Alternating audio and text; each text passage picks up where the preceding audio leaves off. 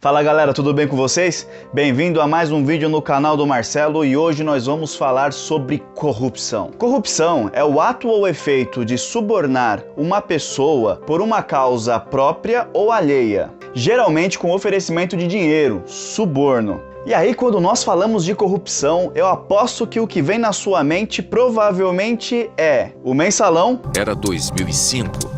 E a acusação era de que deputados vendiam apoio político ao governo do presidente Lula em troca de uma mesada. O Banestado. Entre 1996 e 1997, foram movimentados irregularmente 30 bilhões de dólares em contas da agência do Banco do Estado do Paraná, em Nova York, nos Estados Unidos.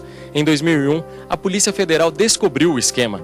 Um grupo de doleiros seria responsável por transferir o dinheiro para paraísos fiscais. E mais recentemente, o caso do Queiroz. Passou pela conta do Queiroz cerca de R$1.200.000 no período de um ano. E o que chamou a atenção é a quantidade de depósitos feitos na conta de Queiroz por outros funcionários do gabinete do Flávio Bolsonaro e também a quantidade de saques em dinheiro. É bem que você vai falar, Marcelo, poxa vida, o caso do Queiroz tá sem julgamento, não sei o que e tal, e aqui eu sou Bolsonaro e não pode, cara, que isso? Fala, ó, tá bom, é um caso provável de corrupção. Desde já, se você tem acompanhado o nosso trabalho, tem gostado de tudo aquilo que nós estamos fazendo, já não se esqueça de se inscrever nesse canal, compartilhar com seus amigos e deixar o seu like, isso ajuda muito no crescimento. Vamos lá!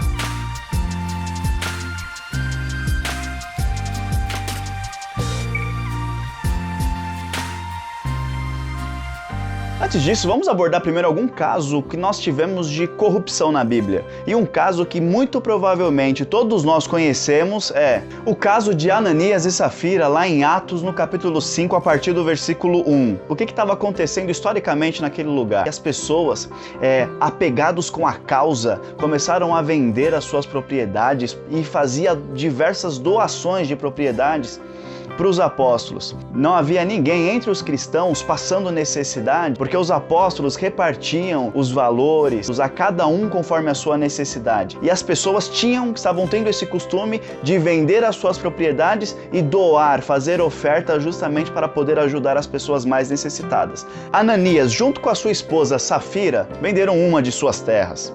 Porém, qual que era o propósito que ele estava fazendo? Que era justamente de fazer a doação do valor inteiro. Porém, naquele momento, dando uma daquela de bom espertalhão, não tão parecido com alguns de nossos políticos hoje em dia, ele diz o seguinte: eu vou reter uma parte desse dinheiro, vou guardar um pouquinho para mim, ninguém vai sentir falta mesmo. Depois eu falo para eles que eu vendi a terra por um valor menor. Tanto ele quanto a sua mulher sabia disso. Eles reteram uma parte do dinheiro e colocaram aos pés dos apóstolos.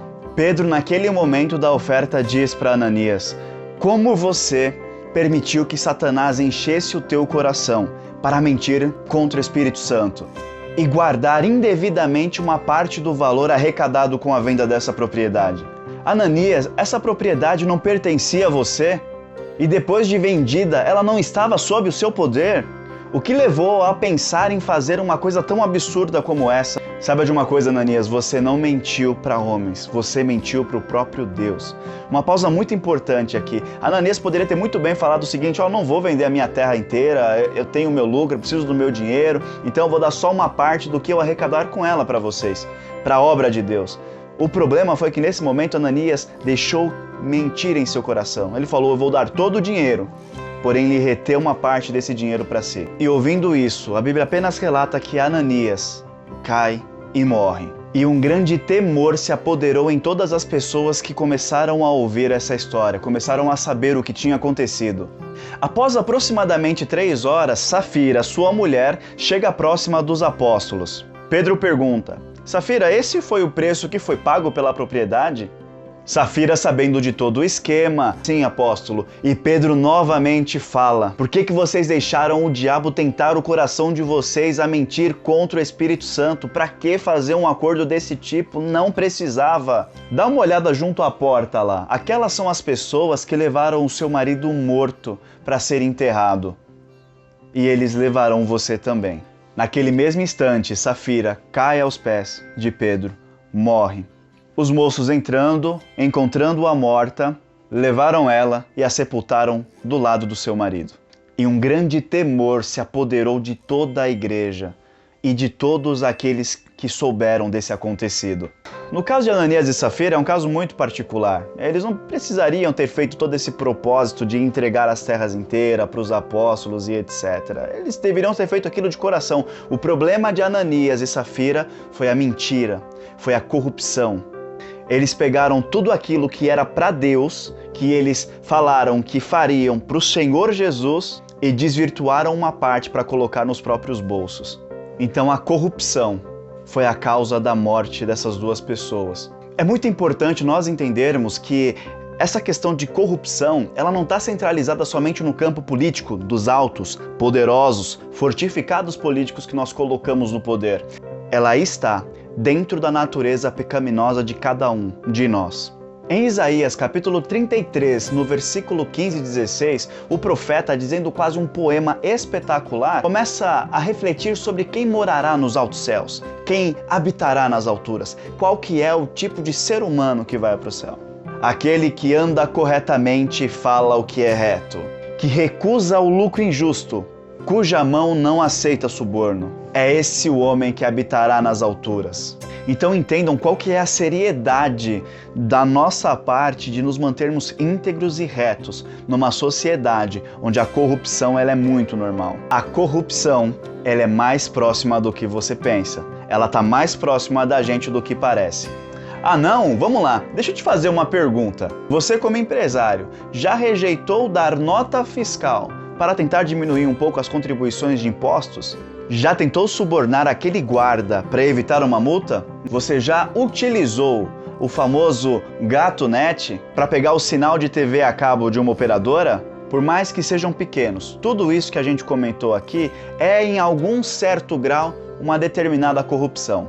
É importante deixar bem claro aqui, gente, eu não estou tentando comparar tipos de corrupção e nem igualar. É óbvio que o cara que está lá em cima que rouba milhões, o prejuízo é gigantesco. Falar sobre corrupção não é tão simples quanto se parece. Ela vai muito mais além daquilo que a gente vê na televisão. A impunidade desses políticos que roubam milhões através da corrupção parece que alimenta um pouco o sentimento de corrupção da população no geral, um sentimento comum, porque é muito comum a gente ver alguém que faz uma determinada prática dizer o seguinte: poxa, vai se preocupar comigo? E o pessoal lá de Brasília lá que tá roubando já faz muito tempo e ninguém faz nada.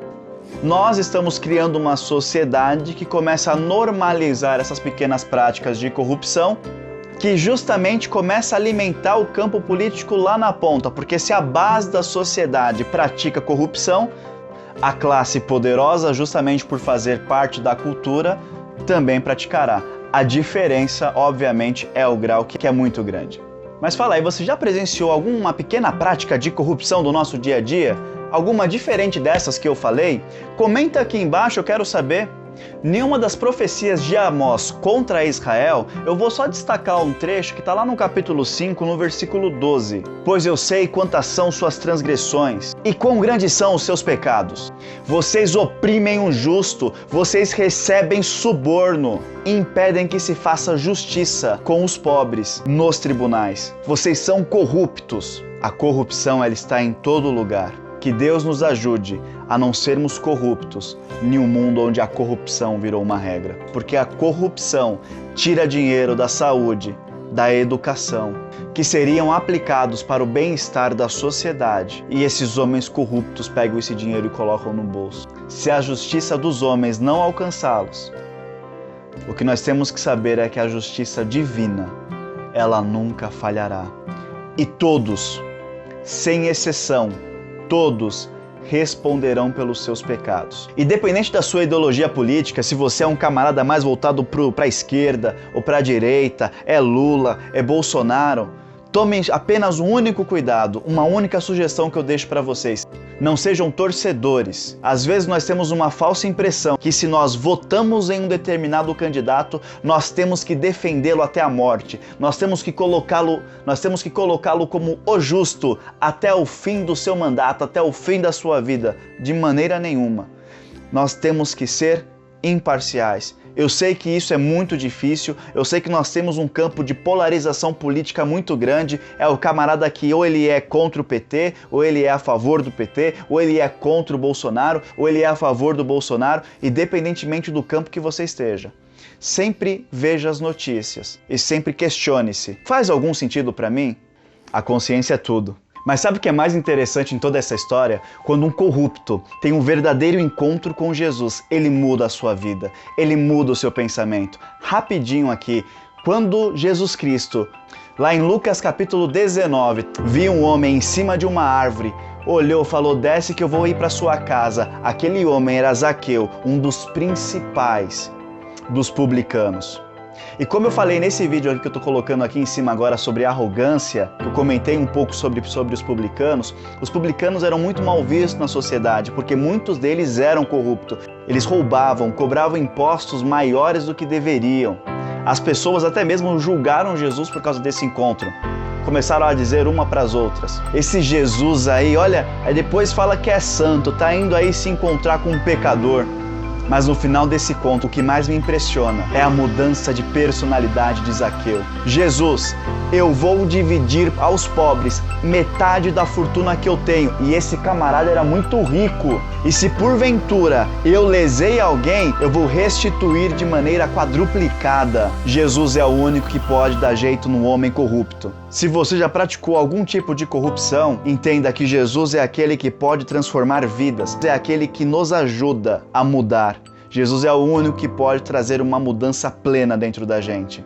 E é muito importante nós começarmos a fazer em nós aquilo que nós queremos que os nossos comandantes sejam. Jesus Cristo quer transformar o nosso modo de agir. Nós temos uma falha terrível, nós justificamos as nossas corrupções com as corrupções de outras pessoas. Paulo fala lá em 1 Coríntios, capítulo 11, para imitarmos a Ele, como também Ele estava imitando a Jesus Cristo. Trazer a mente de Cristo, trazer a personalidade de Jesus para dentro de nós. Não se esqueçam de deixar o seu gostei, se inscrever no canal e compartilhar com todos os seus amigos nos grupos de Facebook e WhatsApp. Jesus tem muito mais para nós. Sigam em busca do conhecimento e tchau!